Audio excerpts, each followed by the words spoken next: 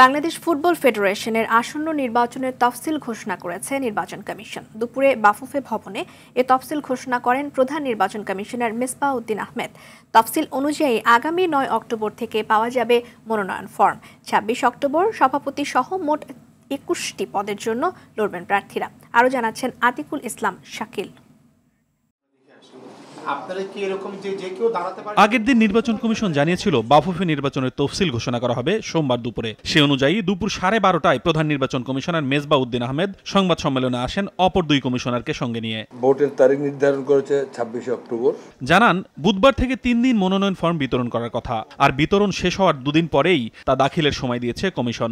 9, 10 এবং 12 অক্টোবর এই 3 দিন ফর্ম নিয়ে যাবে। প্রতিদিন সকাল 10টা থেকে বিকেল 5টা পর্যন্ত বাফুফে সচিবালয় ফর্ম দেবে।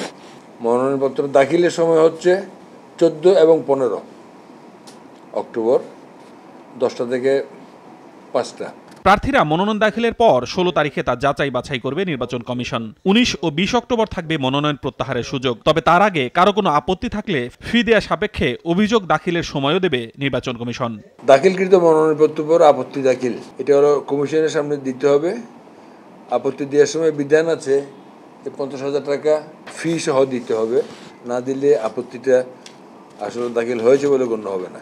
প্রচার প্রচারণা নির্বাচনের অন্যতম একটি আনুষঙ্গিক বিষয় হলেও বাফুফে নির্বাচনে প্রচার প্রচারণার বিষয়ে কঠোর নীতি অবলম্বন করেছে নির্বাচন কমিশন। বাফুফে ভবন ও তৎসঙ্গ এলাকা এবং বঙ্গবন্ধু জাতীয় স্টেডিয়াম এবং তৎসঙ্গ এলাকায় ব্যানার, ফেস্টুন, পোস্টার সম্বলিত যে কোনো প্রকার প্রত্যক্ষ বা পরোক্ষ প্রক্রিয়ায় ভোটের প্রচারণা সম্পূর্ণভাবে নিষিদ্ধ থাকিবে।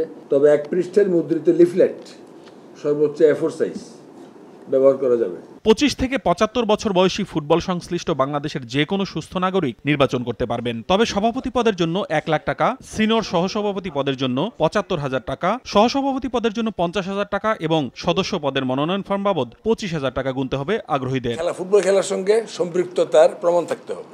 আতিকুল ইসলাম শাকিল, RTV, ঢাকা।